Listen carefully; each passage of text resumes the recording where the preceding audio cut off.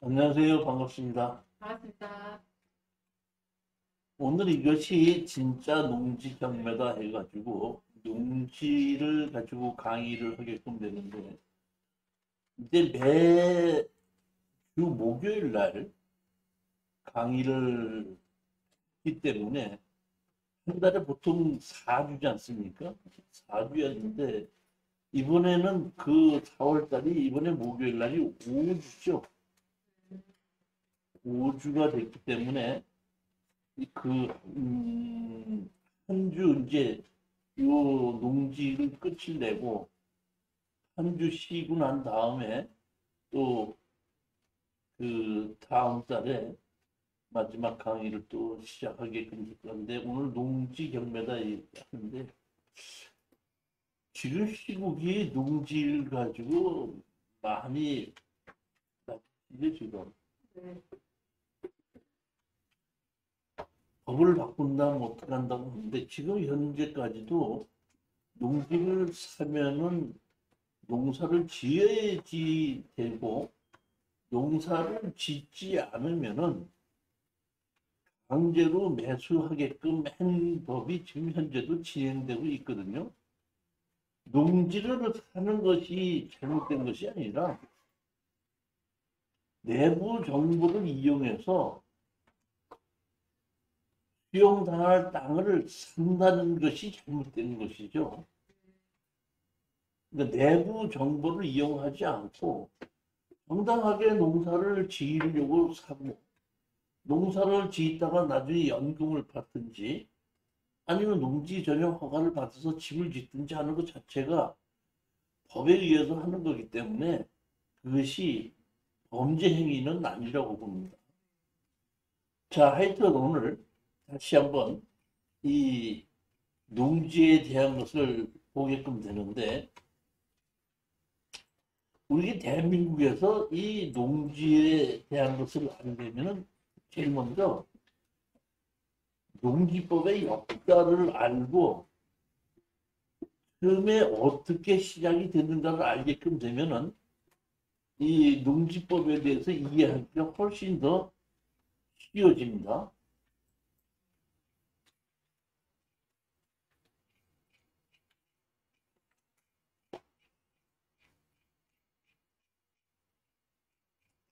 자, 따라서 제일 먼저 우리나라에 적용됐던 농지는 농지개혁법이었습니다.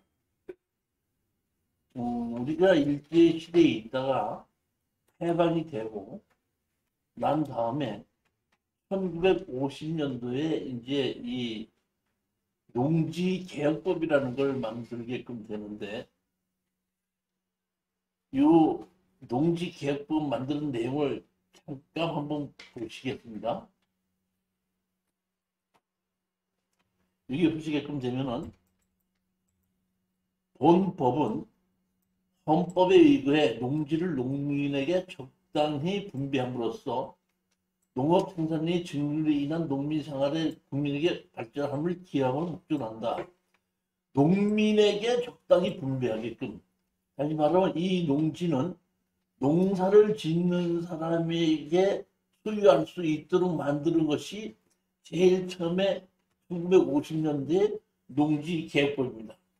여기 보시면 자, 여기 보면 정부는 좌에 의해 농지를 취득한다. 좌의 농지는 정부에 귀속한다. 그다음에 좌의 농지는 법규 규정에 의해 정부가 매수한다는데 농가가 아닌 자의 농지. 다시 말하면 농사를 짓지 않는 사람이 갖고 있는 농지는 어떻게 합니다? 정부에서 정부에서 취득한다 이런 얘기죠. 한다 이런 얘기죠. 활용하지 않는 자의 농지. 그러니까 자기가 직접 짓지 않든지 농업을 하지 않는 가구가 이런 농지를 갖고 있을 때는 그걸 전부 다 국가에서 수용을 한다는 게 다시 말하면 예전에는 대부분 소장농 제도 있었죠. 옛날부터 내려오는 뭐 양반 뭐 귀족 이런 사람들이 농지를 갖고 이 소장농을 시켰는데 고장농을 시키지 않게 하지 않고 그것을 없애기 위해서 농사를 짓지 않는 사람이 갖고 있던 농지는 전부 다 국가에서 수용을 해서 농사를 짓는 사람에게 나누어 준다. 이것이 농지개혁법입니다.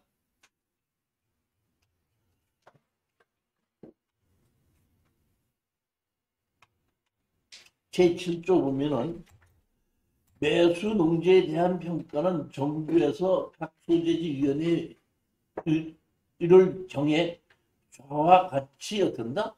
정한다 해갖고 다시 말하면 그 농지를 사는 가격을 국가에서 사는 가격을 어떤다? 결정한다 이런 얘기고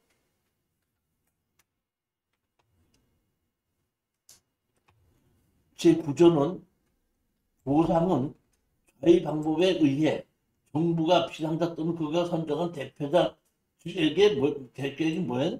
증권을 발급한다.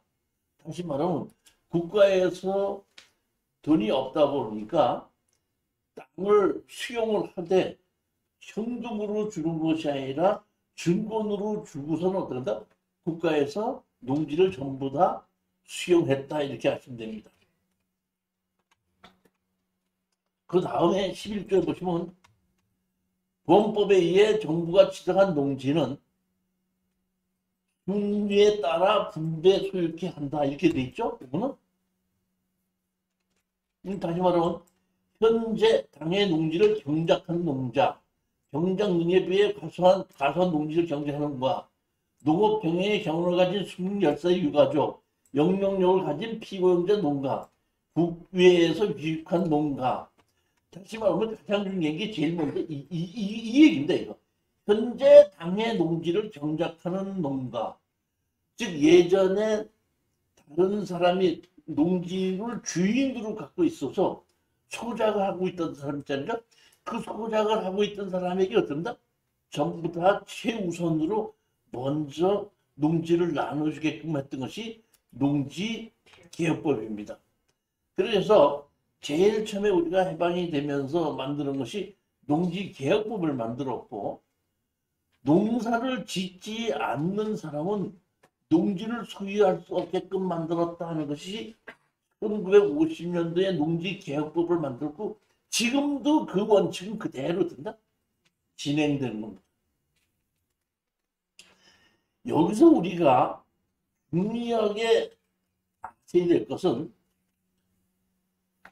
이러한 농지개혁법 때에 농사를 짓는 사람들이 농지를 이제 받았지 않습니까? 농지를 받은 거죠. 그 농지를 받았을 때 거기에서 살기 위해서 그 농지에다가 집을 짓는 것을 법으로 허용했다는 뜻입니다. 위법 행위가 아니었다는 얘기입니다. 농지개혁법 때는 그대로 집을 짓고 쓸 수가 있었습니다. 그렇게 해서 쭉 지내오다가 이제 그 박정희 정부 때에 1973년도에 환경이 바뀌면서 이제 이 농지에 대한 법이 다시 바뀌게끔 되는데 뭘로 바뀌게끔 되냐면 농지의 보전 및 이용에 관한 법률로 단다 바뀌게끔 됩니다. 이것이 언제냐면 1973년도 1월 1일부로 농지개혁법은 마감을 하고 농지의 보전 및 이용에 관한 법률로 바뀌게끔 됩니다. 그때 자 제일 먼저 했던 것이 보면은 농지의 전용 제한 이것이 만들어집니다.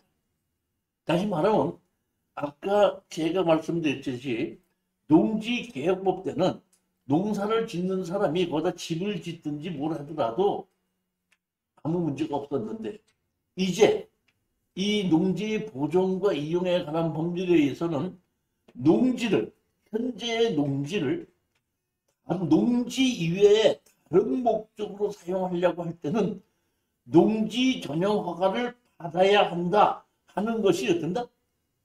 만들어진 겁니다. 따라서 우리가 아셔야 될 것은 농지개혁법 때 집을 지어놓은 농지는 현재 농지법에 해당하지 않기 때문에 그런 건물이 있다고 하더라도 농지취득 자격증명서를 발급해 주는데 문제가 없습니다.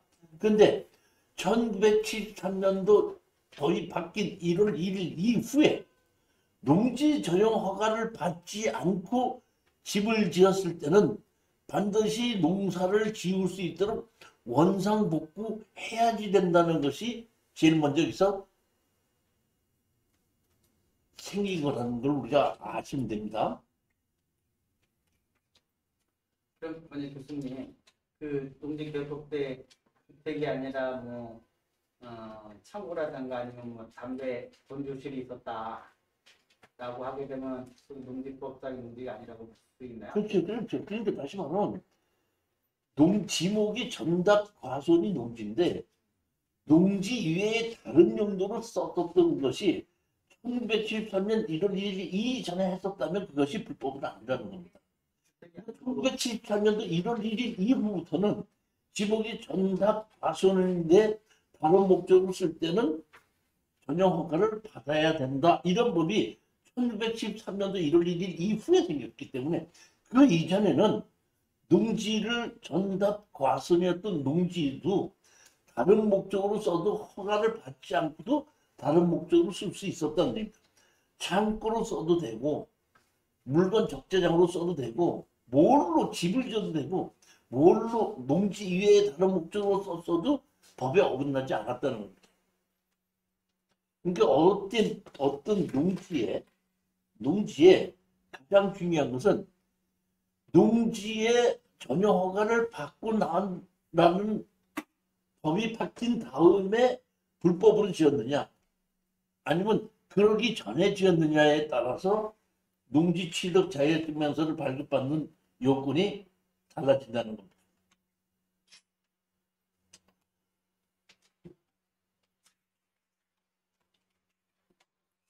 제9조 보면 도시계획 중에 있는 농지의 어떤다 지목 변경 어떤다 변환해갖고 도시계획 등 밖에 있는 사유농지의 지목은 단한법규 일의 행위 경우하고는 농지 아닌 지목으로 어떤다 변경하지 못한다.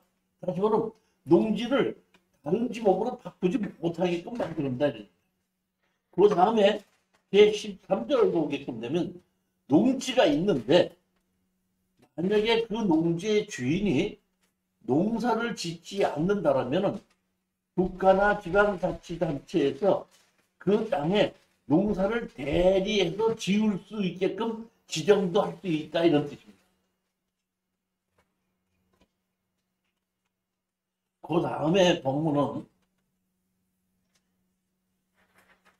1918년도에 일부가 법이 변경이 됐는데 농지의 보전과 이용에 관한 법률은 그대로인데 그러니까 보면은 제3조 보면 절대 농지라는 것이 만들어져 가지고 절대 농지라는 곳에서는 농지 전용을 못하게끔 만들어집니다. 그 다음에 제12조에 보게끔 되면 뭘 한다면 단연생 식물 등의 재배 금지해가지고 전답인 경우에 과수원 말고 전답인 경우에는 단연생 식물을 못 짓게끔 돼 있었습니다.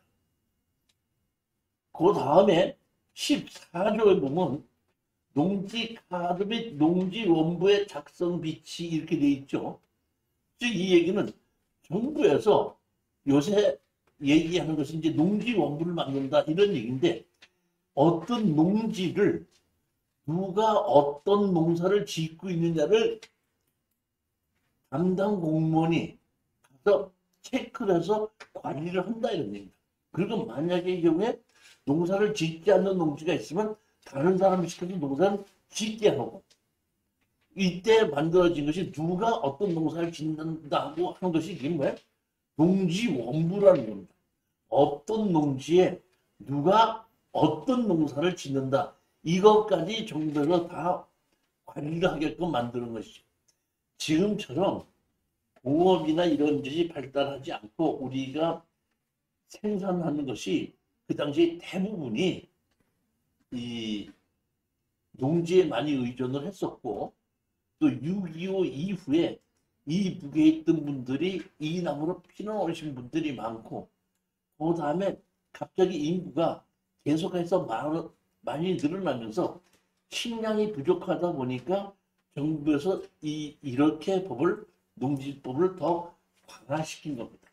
절대 농지를 만들어서 절대 농지는 다른 목적으로 전용하지 못한다. 다년생 식물 재배하지 못한다. 농사를 안 짓는 농지는 다른 사람을 시켜서라도 농사를 짓겠다.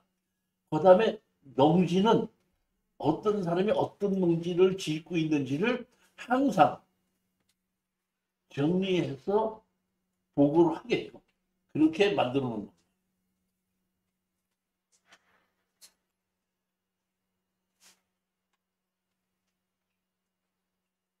그 후에 1981년도에 그러니까 절대 농지를 만들어 놓고 절대 농지에 어쩔 수 없이 다른 목적으로 전용할 때는 대체 농지 조성비라는 것을 만들게끔 했는데 1981년도에 들어서서 그때 전두환 정부에서 어떤 농지든지 그러니까 그 이전에는 절대 농지를 전용할 때만 농지 전용 부담금을 냈는데 81년 이후에 들어서 모든 농지를 전부 다 전용할 때는 농지 전용 부담금을 내게끔 만드는 겁니다. 제가 알고 있기로는 그렇게 해서 농지 전용 부담금을 만들어 놓고 농어촌 공사를 만들었죠. 그래서 이 농어촌 공사에서 농사를 짓는 곳의 사람들을 지금 지원을 하고 물을 대주게끔 하고 이렇게 하는 것이 농어촌 공사가 그때 만들어지게끔 된 거고, 그때 그 만들어진 그 자금이 대부분이 농지를 무조건 전용할 때는 무조건 농지 전용 부담금을 낸다. 이걸로 하게끔 된 겁니다. 그러니까 그 이전에 박정희 정부 때는 제가 알고 있기로는 절대 농지를 전용할 때만 농지 전용 부담금이 내게끔 돼 있었습니다.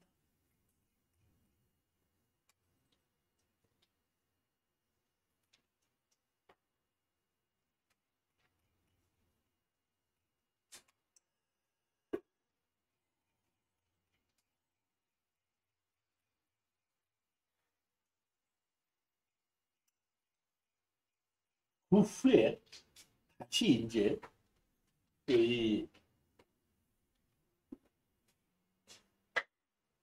농지가 이 농지 보존과 이행에 관한 법률이 지금 현재에 만들어져 있는 농지법으로 다시 어떻게 한다?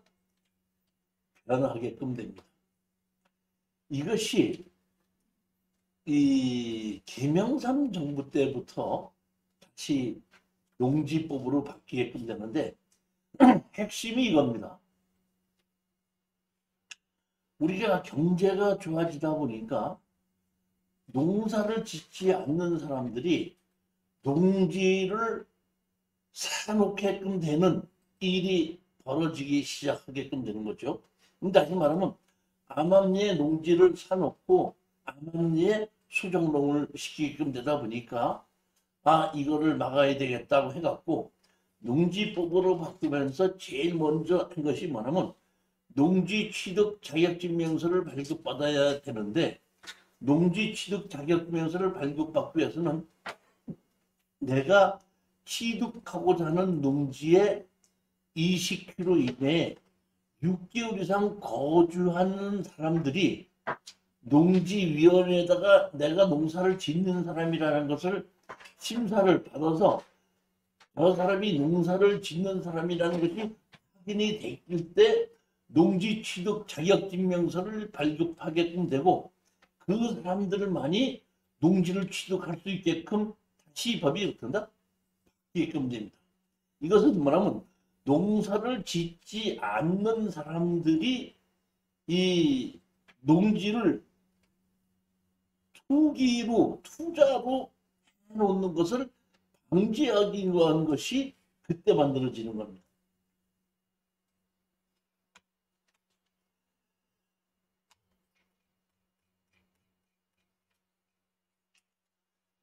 그뿐만이 아니라 이 세계가 이제 글로벌화 돼 가면서 우리가 이 자유무역 협정 체결에 FTA라고 그러나요? 에 우리가 가입을 하려고 합니다. 즉, 이 얘기는 뭐냐면 우리는 그동안에 이 농사를 지어서 경제를 일으키던 곳에서 가공을 해서 무역으로 우리가 경제를 어떻게 한다? 바꿔나가게끔 돼 우리나라가 많이 발전을 하고 경제 소득이 많이 올라가게끔 됐습니다. 그러다 보니까 외국에 있는 많은 국가들에서 너희들이 우리나라의 핸드폰 전자제품을 팔려고 한다면은 너희들도 어떤다? 오픈을 해라. 농사를 짓는 것을 어떤 파는 것을 우리가 생산해내는 농산물을 그쪽에 팔 수 있게끔 해달라. 이것이 이제 FTA가 시초가 되고 우리가 이 많은 전자제품을 팔기 위해서는 할 수 없이 FTA를 할 수밖에 없게끔 되는 겁니다. 그러다 보니까 정부에서 이 FTA에 의해서 농수산물을 수입을 할 수 있게끔 열다 보면은 우리 대한민국에 있는 농업인들이 많은 피해를 볼 걸로 예상을 합니다. 왜냐하면은 자 생각해보세요. 우리나라의 토지의 약 70%는 산악지대입니다.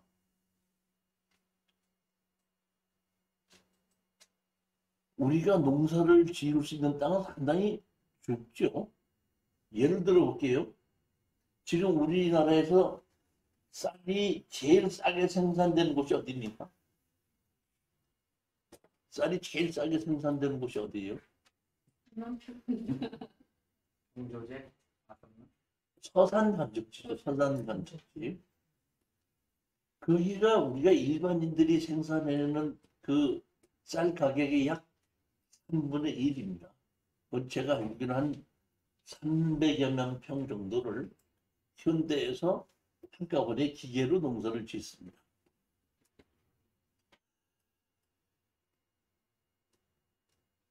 미국이나 그러니까 외국에 이 쌀이 넓은 데서 싸게 생산되는 쌀이 많거든요. 동남아시아 보면은 우리가 월남쌀이라고 그러나요? 알랑미라 그러죠. 1년에 뭐 산모작을 하고 생산량도 상당히 많은데 우리보다 가격이 또 상당히 저렴합니다. 그래도 그 쌀은 우리하고 싼다고 하더라도 우리하고 입맛이 다르기 때문에 그러한 것을 싼 걸 수입을 해온다고 하더라도 우리나라 사람들이 잘 먹지 않기 때문에 큰 문제가 없는데 어떤 쌀이냐면 미국에 있는 캘리포니아산 쌀이나 중국의 흑룡강성 쌀은 우리나라 쌀과 똑같은데 여기가 약 3분의 1 가격이라는 거거든요. 제가 조사를 해봤더니 미국의 캘리포니아에서 논농사를 짓는 사람들이 한 가구당 평균의 그 논 면적이 약 100만 평 정도쯤 된다. 그러니까 그런 농사를 기계로 짓는 거하고 우리 몇천 평 정도를 짓는 거하고는 갭이 되지가 않는 거예요. 그러다 보니까 생산력에 있어서 우리가 아무리 한다고 하더라도 우리가 원가가 올라갈 수밖에 없죠. 그러면 그렇다고 해서 우리가 FTA를 또 안 할 수는 없고 그러니까 정부에서 FTA를 하긴 해야 되겠는데 어떻게 할까 하고 생각해낸 것이 FTA에 의해서 수익을 많이 버는 회사들에게 세금을 얻어서 FTA에 의해서 피해를 보는 농민들에게 지원을 해주면 되지 않느냐 하는 것이 정부의 정책입니다. 그러면 정부에서 FTA에 의해서 피해를 보는 농민에게 지원해 주기 위해서는 국회에서 법을 만들어서 법의 테두리 안에서 지원을 해줘야 되겠죠. 그러다 보니까 제가 여기 보면 37페이지 보십니다. 37페이지 보시게끔 되면 보면 농업체 육성 지원에 관한 법률, 도시와 농어촌 간의 교류 축제에 관한 법률, 여성농업인 육성법, 그 다음에 농어촌 정비법, 농어촌 마을 주거 개선 및 유인을 촉진 특별법, 농업인 등의 노예학생 지원에 관한 법률, 그다음에 농업, 농촌 및 식품산업하고 이러한 많은 법을 어떤다? 새로 만들어내게끔 되고 이 외에도 농업인을 지원하게끔 된 법이 더 많이 만들어졌습니다. 따라서 우리는 이 농업인을 위해서 농사를 짓는 사람을 위해서 만들어진 농지에 관해서 만들어진 법이 어느 법에 무슨 법이 어떻게 되어 있는지를 우리는 알고 농지를 투자를 해야 되기 때문에 이 법에 대해서 잠시 제가 설명을 드리게끔 되는 겁니다. 이러한 많은 법을 만들어 놓은 것을 제가 전부 다 정리를 하고 한번 전부 다 읽어봤습니다. 읽어봤더니 목적이 이 목적이에요. 자, 볼게요. 제일 먼저 여기가 몇 페이지나 하면은 38페이지죠. 38페이지 보면은 여기 보시면 농지를 소유한 사람과 경작하는 사람을 구분해 보더라도 농지가 없더라도 농사를 짓는 사람을 도와주겠다는 겁니다. 그러니까 농지를 소유한 사람을 국가에서 지원해 준다는 얘기 아니라 농지가 없더라도 농사를 짓는 사람을 골라내서 농사를 실제로 짓는 사람을 지원해 주겠다. 이런 것이 목적이더라고요. 두 번째 보면 농업 경작을 대규모로 유도해. 그러니까 농지를 갖고 있는 것이 조그만 농지를 갖고 있는데 가능한 한 합쳐가지고 농사를 같이 짓게 해서 농사를 짓는 데 대한 원가를 어떻게 한다? 낮출 수 있게끔 법을 만드는 겁니다. 세 번째입니다. 세 번째 보면 생산되는 농수산물 식품을 고급화로 유도해. 고급화로 유도해. 참 제가 대한민국이 참 많이 발전했다 이런 걸 제가 느끼는 게 제가 한양주택에 근무할 때 1979년도죠. 한양주택에 근무하면서 쿠웨이트에서 근무를 하고 있을 때 제가 1979년도에 독일에 출장을 갔었습니다. 독일에 출장을 가서 한 20일이 있었는데 제가 독일에 출장을 가서 한 20일 있으면서 제일 놀랐던 것이 뭐냐면은 독일의 부자들은 독일 제품을 쓰고 독일에 있는 서민들은 일본 제품을 쓰더라고요. 제가 판단해봤을 때 그 당시에 일본 제품은 최고의 제품이라고 머릿속에 있었는데 가봤더니 독일에 있는 부자들은 독일제 벤츠를 타고 BMW를 탑니다. 그 다음에 카메라를 써도 독일제 라이카 카메라를 썼습니다. 이 독일의 부자들입니다. 근데 독일에도 서민들이 있죠. 서민들은 도요타 타고 니콘 카메라를 갖고 있으면은 서민들이 그걸 보고 야 돈이 없는 서민들이 일본의 수입 제품을 쓰고 있는 걸 보고 제가 상당히 충격을 받았었어요. 그 당시에. 아, 독일이 이렇구나. 몇 년 전에 제가 강의를 끝내고 집에 갔다가 하도 목이라도 말라가지고 제가 저희 집사람한테 야 어떻게 하도 목이 말라고 허기가 지니까 소주라도 한잔 먹으러 같이 나갈까 그랬더니 그러시다 갖고 우리 동네에서 같이 나왔거든요. 그러다 나오다 보니까 무슨 뭐 장어구이집인가 뭐 이런 게 있어서 글로 들어갔어요. 들어가서 장어 여기 한 접시 하고요. 소주 한 병 주세요. 그랬더니 그 주인이 전트다가 장어가 수입품이 있고 국산이 있는데 수입품은 2만 원이고 국산은 3만 원입니다. 그러니까 우리 집사람이 가만히 있다가 그냥 저보고 국산으로 먹어. 대한민국이 지금 수입품보다는 국산을 더 좋게끔 되는 기술이 향상되고 안심하고 먹을 수 있는 걸로 그런데 지금 바뀌어가고 있다는 뜻이죠. 제가 79년도에 독일에 갔을 때와 지금 한국이 그런 식으로 되나 바뀌어가고 있다는 얘기거든요. 지금 다시 말하면 생산되는 농수산식품을 전부 다 어떤다? 고급화를 유도하겠다. 다시 말하면 싸게 만들어서 팔겠다는 것이 아니라 돈 있는 사람들을 상대로 고급화를 시켜서 팔겠다. 농축산물을 고급화를 시킨다는 얘기는 어떻게 한다는 얘기입니까?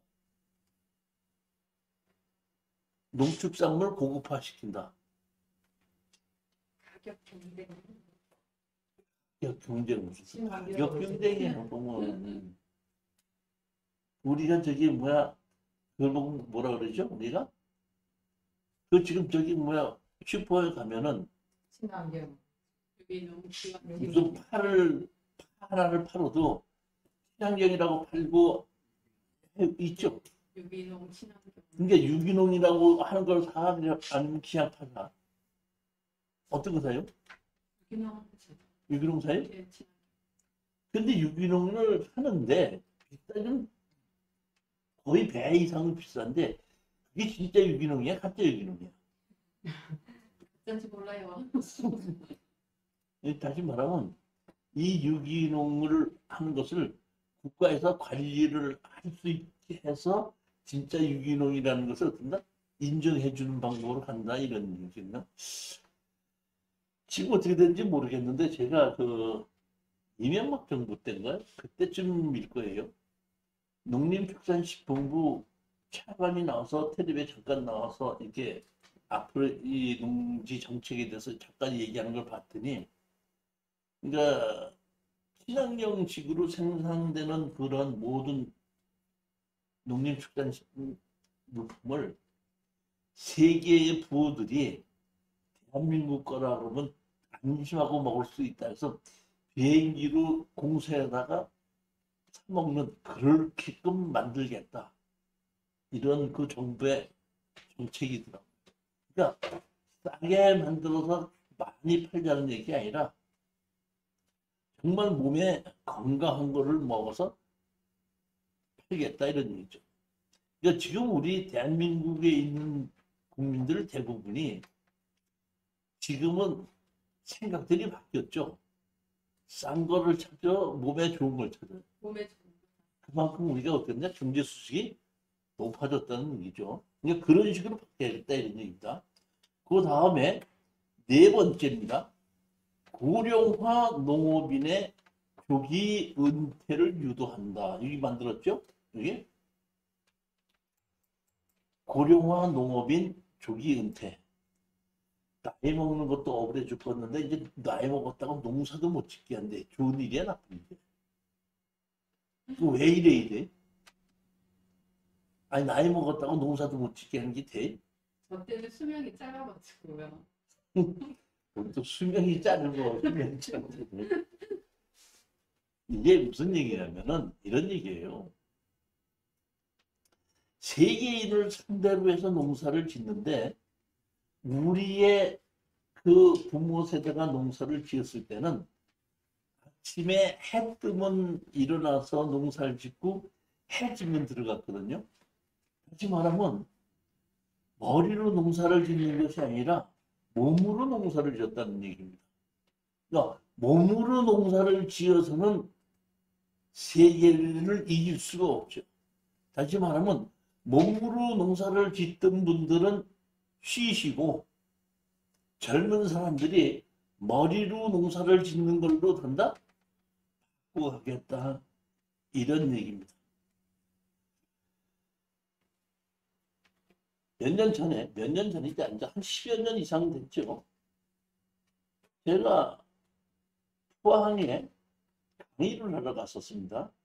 포항에 강의를 하러 갈 때는 목요일날 저녁 7시부터 10시까지, 금요일날 7시부터 10시까지 이렇게 두 번 강의를 하고 올라오게끔 되는데, 목요일날 저녁에 강의 끝나고 나서 금요일날 저녁 7시까지 하루 종일 별로 할 게 없어서 제가 경주로, 포항에서 경주가 가깝다 보니까 경주로 가서 경주 구경이나 하고 와야 되겠다 하고 경주로 갔는데, 제가 이제 차를 세워놓고 이렇게 경주 구경을 하고 있으니까 웬 나이 드신 분이 이렇게 한 분이 오시더니 전사가 혼자 오셨습니까? 그러더라고요. 그 내가 예 그렇습니다 그랬더니, 제가 여기 그 안내를 하는데 여기 좀 안내 좀 해드릴까요? 그러시더라고요. 그래 주시면 좋죠. 감사합니다. 그랬더니 그때부터 그분이 말씀이, 이 건물로 말씀드릴 것 같으면 무슨 시대에 어떻게 누구 아들이 어떻게 지었고 공부를 어떻게 막 얘기를 해주는데, 한 그런 거를 보면서 그 역사 얘기를 들으면서 그걸 보니까 훨씬 더 재미있고 좋더라고요. 기장 가서 보는 거하고 달리. 그래서 제가 야, 경주는 참 역시 관광의 그 도시다 이렇게 했더니, 관광의 도시가 아니라 정부와 지방자치단체에서 나이 드신 분들을 농사를 짓는 것을 그만두게끔 하고 그런 식으로 다른 직업을 만들게끔 어떤다? 도와주더라고요. 그러고 다 기계화된 농업으로 바꾸게끔 되는 거죠. 자, 그 다음 걸 보시겠습니다. 그 다음 거 보면 농업을 경작하지 않고 뭐 하도록 한다? 경영하도록 한다. 경작과 경영의 차이가 뭡니까? 경작과 경영의 차이. 공작은 직접 이렇게 하는 거고, 경영은 그걸 갖다가 운영 안 해.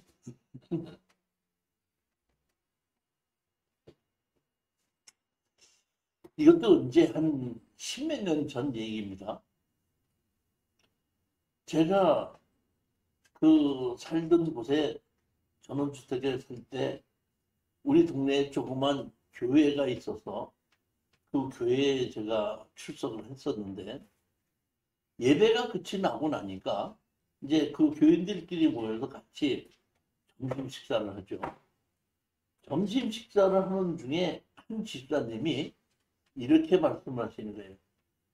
여기 우리 교회 집사님들, 이번 금요일 날 내가 우리 밭에 있는 상추를 갈아엎을 거니까 상추 필요하신 분은 금요일 날 되기 전에 와서 필요한 만큼 뜯어 가세요. 이렇게 얘기하더라고요. 왜 뜯어가래? 시컷 농사 지어놓고 왜 뜯어가래? 그거 이제 상수 가격이 떨어져서 갈아엎으니까 아까우니까 이러더라고. 그러니까 상추값이 떨어지니까 해서 팔아봐야 돈이 안 남다 보니까 갈아엎겠다는 얘기죠. 그럼 그 손해를 다 누가 보는 거죠?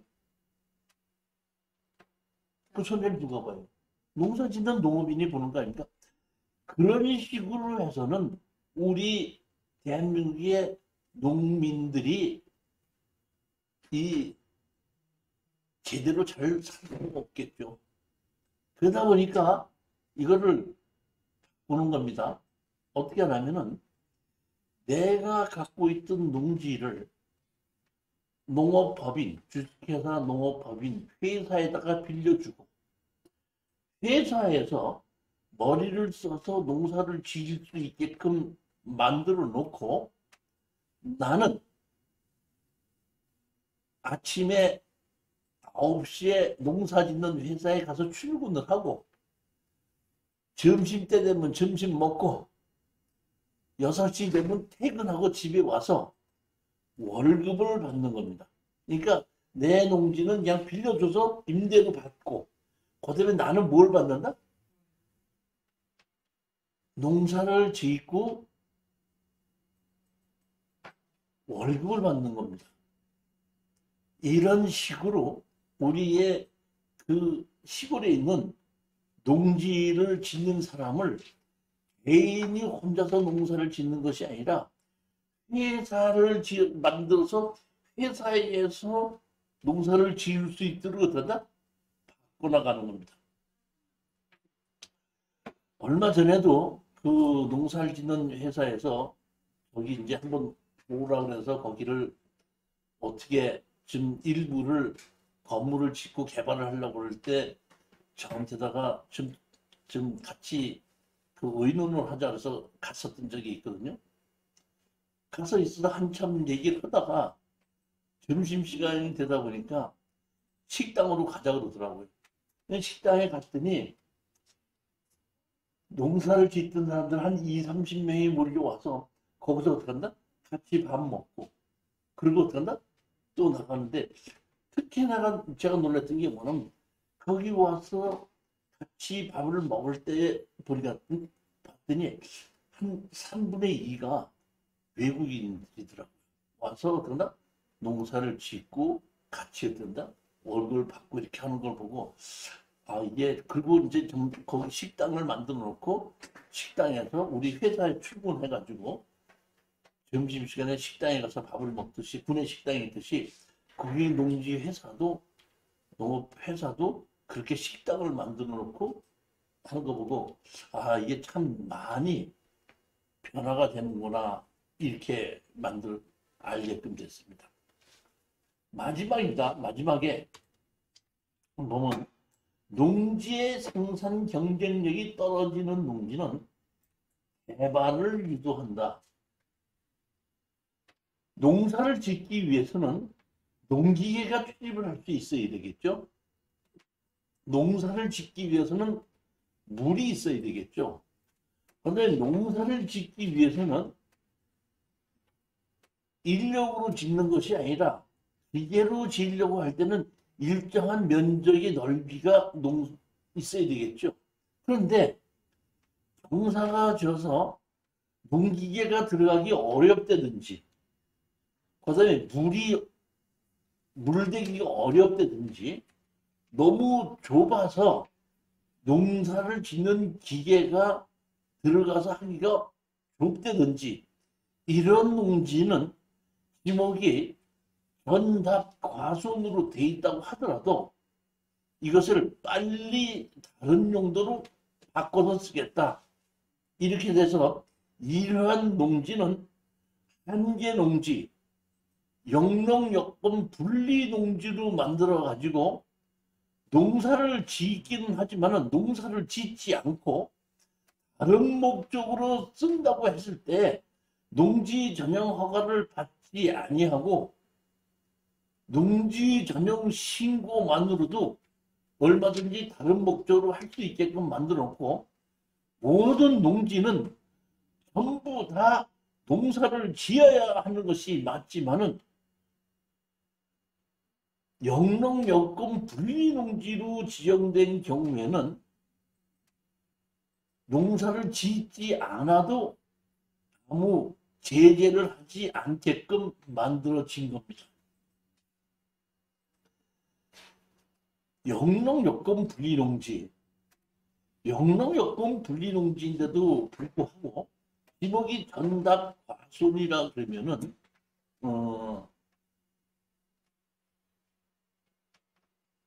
농지법을 적용받고 농지 취득 자격증 면서를 발급받아서 제출해야 된다 이런 얘기입니다.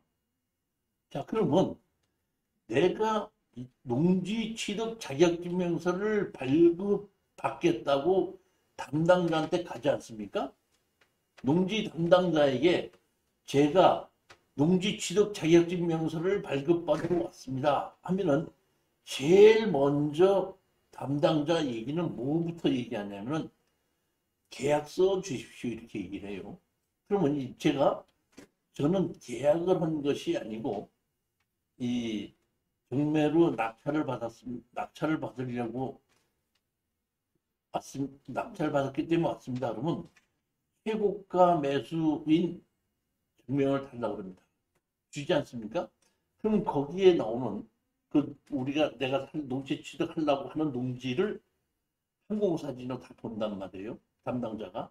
보고 난 다음에 뭘 주냐 하면은 영농 계획서라는 걸 줘요. 영농 계획서. 그러면 그걸 가지고 내가 농지 취득 자격증명서를 발급받기 위해서는 이러한 농지에 이러이러한 농사를 짓겠다고 해서 제가 영농 계획서를 써서 준다 이런 얘기입니다. 제출해 주면은 담당 공무원이 그것을 가지고 이 사람이 얘기한 대로 농사를 지을 수 있는가 없는가를 보고 농사를 지을 수 있다 그러면은 농지 취득 자격증을 해주고 만약에 중에 현황이 농사를 지을 수 없게끔 돼 있을 때는 농사를 지을 수 있게끔 원상복구한다는 조건 하에서 농지증을 해주는 겁니다. 그런데 지금 보면 영농여건 분리농지는 뭘 해야 된다 그랬죠? 농사를 안 져도 된다 그랬죠. 근데 농지는 농지이기 때문에 일단은 영농계획서를 써서 제출하는 거죠. 제출해도 농사를 안 지어도 괜찮은 곳이 영농여건 분리농지이기 때문에 영농여건 분리농지인 경우에는 담당자가 농사를 지을 수 있는지 없는지는 관여하지 않고 농지증을 해주는 것이 원칙입니다. 따라서 이 농지 취득 자격증명서를 발급받는 것은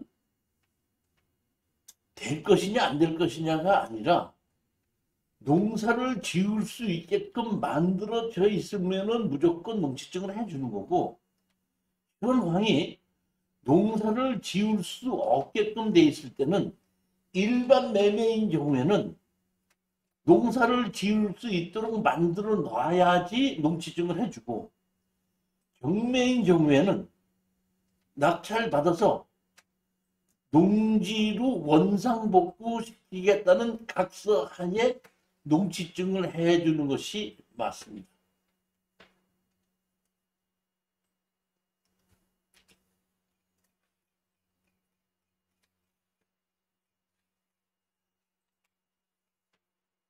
여기 보시게끔 되면은 이 39페이지 보시면 자유무역협정 체결에 따른 농업인 등의 지원에 관한 특별법 이렇게 되어 있기 때문에 이 자유무역협정 FTA에 의해서 피해를 보는 농업인들을 지원해주기 위한 특별법을 만들어 놓고 이 법에 의해서 여러 가지 법률이 파생되게끔 되는 겁니다.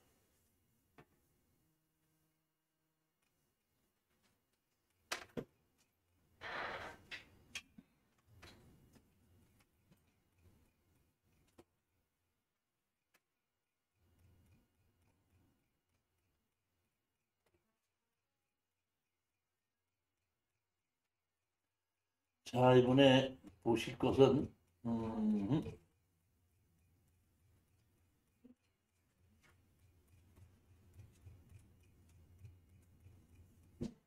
파트 2 해가지고 농지란 무엇인가 해가지고 농지에 대한 정의, 그 다음에 농지법 이렇게 되는데 현재 바뀌어진 농지법을 갖고 적용받는 거기 때문에 농지만이 농지법을 적용받지 농지가 아닌 경우에는 농지법 적용을 받지 아니합니다. 자, 농지인 경우에는 현재 어떠한 법이 어떤 식으로 적용을 받는지 한번 보도록 하겠는데 55페이지죠.